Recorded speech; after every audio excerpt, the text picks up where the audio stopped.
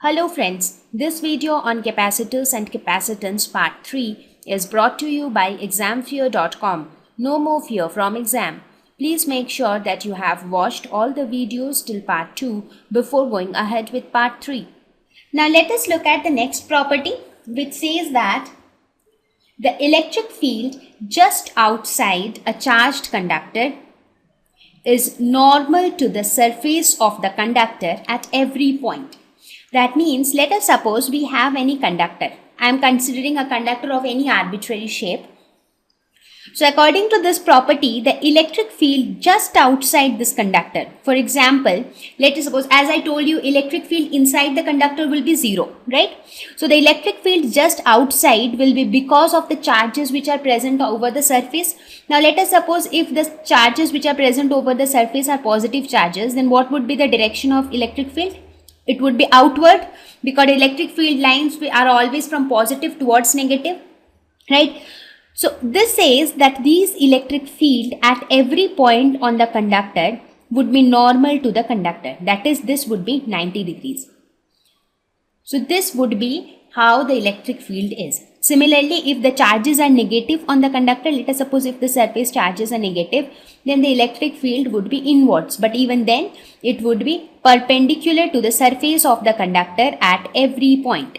Somewhat like this. Now the question is, why should I trust this statement?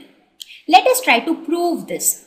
So what I do? I assume that let us suppose I don't trust this statement. I say that let us suppose that the electric field makes some angle theta with the surface of the conductor. So what do we assume?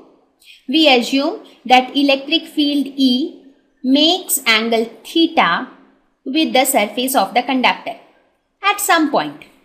Okay. So now let us suppose, say this is the direction of electric field. So this angle is theta. So that means this angle is also theta. So the tangential component would be nothing but E cos theta, right? So there would be an electric field acting along the surface of the conductor, right? So there is an electric field along the surface. Now when we talk about electrostatics, what do we mean? Electrostatics is basically the study of charges at rest. That means the charges on the surface of the conductor, as I told you that if a conductor is charged, the extra charges always reside on the surface. Now once the charges get settled down, then the charges do not move. There is no motion of the charges on the surface as long as we are talking about electrostatics, right? That means there should be nothing which will cause movement of charges on the surface. But what do we see here? We see that due to this electric field E making angle some angle theta with the surface, there is a component E cos theta along the surface. Now because of this electric field, there will be a corresponding force as well on the surface, and because of this force, the charges on the surface should move. But there is a big but here. But we are talking here about statics. Now, since it is static, that means the charges cannot move. So there can be no movement of charges. So if we don't want charges to move, there should be no force acting.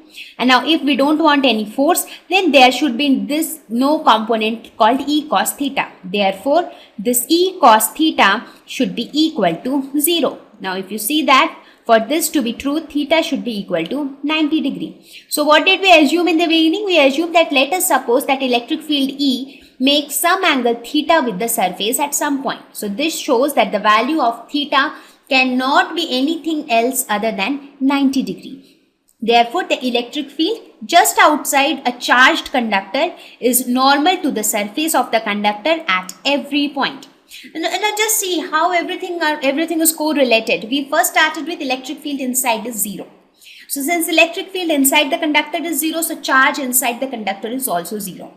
Now if a conductor is charged, that means if it has some excess positive charge or excess negative charge. So where will that charge reside?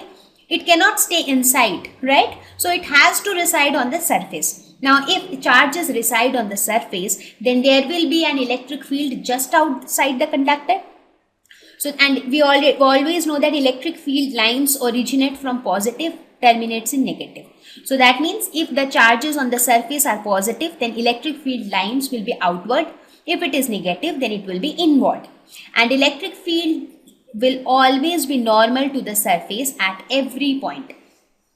So these are the properties we discussed so far. Now let us look at the next property. The next property talks about what would be the value of electric field at the surface of the charged conductor. Just now we talked about the direction of electric field. I mean, how is the direction of electric field to the surface of the conductor. Now we will try to find out an expression for electric field on the surface of conductor. So for this, let us again assume a conductor of any arbitrary shape. Let us suppose this is a conductor. Now in order to calculate electric field, we will use Gauss law.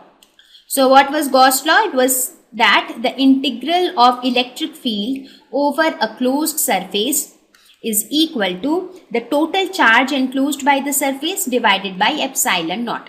Now for this, let us consider a small element of this conductor. So if I consider this element, what would be the direction of electric field? Let us suppose the electric field has to be normal. Let us say electric field is in this direction, right? Now similarly, so in this case, let us assume first case where the charges on the surface of the conductor are positive. So in this case, the direction of electric field will be this. It will be outward and normal to the surface. What would be the direction of the area element?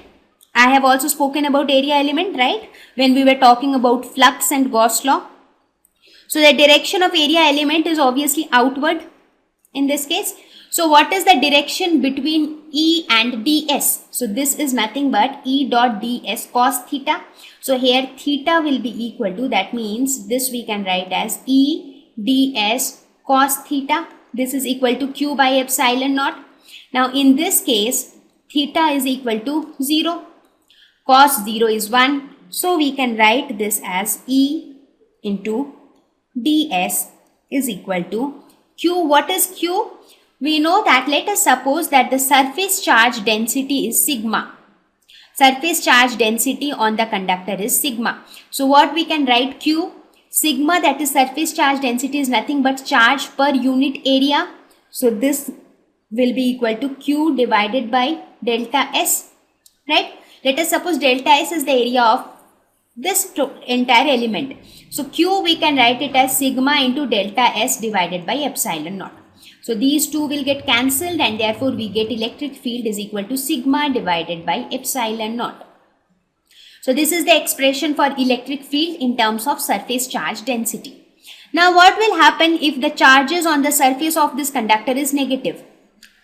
Let us suppose that the surface charges are negative. In that case, if I consider a small element, what would be the direction of electric field? It would be inwards. So this will be the direction of electric field and the area vector would be outward. So that means theta in this case will be equal to 180 degree. So in that case, everything will remain same, just that ds, this theta will be 180. Therefore, this will become E is equal to minus sigma by epsilon naught.